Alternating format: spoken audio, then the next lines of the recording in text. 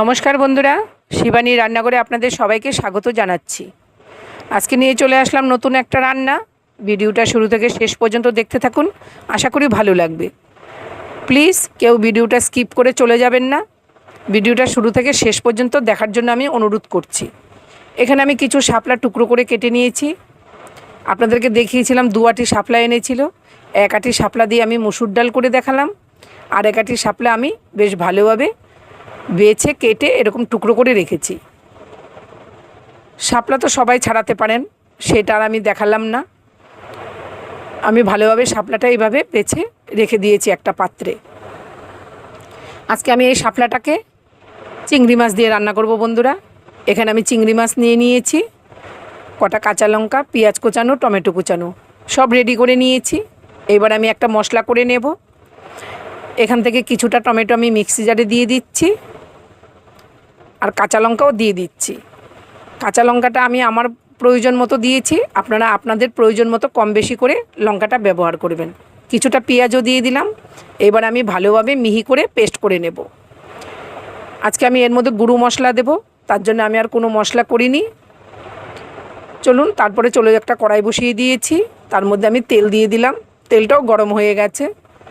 যে কোনো মাছ মাংস রান্না করলে বন্ধুরা সরষের তেলে রান্নাটা করবেন, খুবই টেস্টি হয় খেতে। তেলের মধ্যে আমি দিয়ে দিলাম শুকনো লঙ্কা, জিরে আর কিছুটা কুচানো পেঁয়াজ।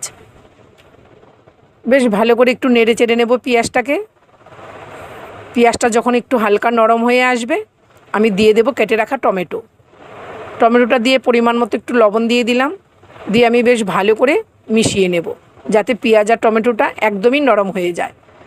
তারপরে চলে যাচ্ছি এখানে কেটে রাখা শাপলার মধ্যে কিছুটা লবণ মিশিয়ে আমি ভালো করে হাত দিয়ে মেখে রাখবো। তাহলে কি হবে বলুন তো, শাপলা থেকে অনেকটা জল বেরিয়ে যাবে। যতক্ষণ আমি মশলাটা কষাবো ততক্ষণে জলটা প্রায় বেরিয়ে যাবে।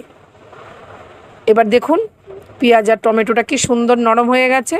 আমি যেই মশলাটা পেস্ট করে রেখেছিলাম সেখান থেকে আমি 2 চামচ মশলা দিয়ে দিয়েছি। সামান্য একটু জিরে গুঁড়ো, সামান্য একটু ধনে গুঁড়ো, আর কালারের জন্য কাশ্মীরি লঙ্কার গুঁড়ো। ব্যাস, আমি আজকে আর কিছুই দেব না। আমি ভালো করে মশলাটাকে সুন্দরভাবে কষিয়ে নেব।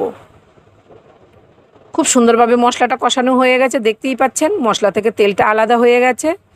এবার আমি দিয়ে দেব যে চিংড়ি মাছটা আমি বেছে ধুয়ে রেখেছি, সেই চিংড়ি মাছটা আমি মশলার মধ্যে দিয়ে দিয়েছি।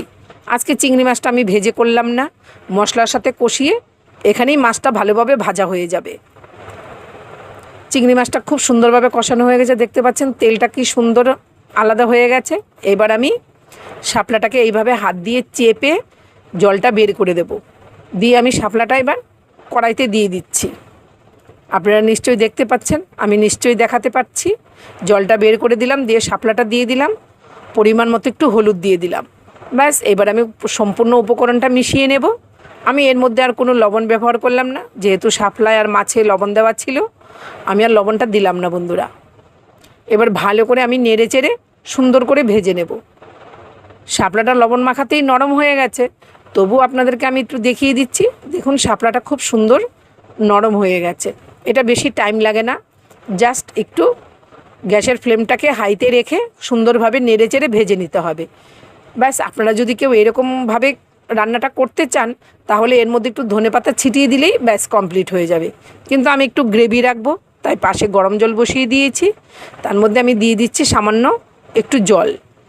জলটা দিয়ে আমি বেশ ভালো করে একটু মিশিয়ে নেব। খুব সুন্দরভাবে মিশিয়ে নিয়েছি। শাপলা চিংড়িটা যখন ফুটে এসছে, উপর থেকে আমি দিয়ে দিলাম কুচানো ধনেপাতা। ধনেপাতাটা দিয়ে আমি বেশ ভালো করে আবার একটু মিশিয়ে নেব।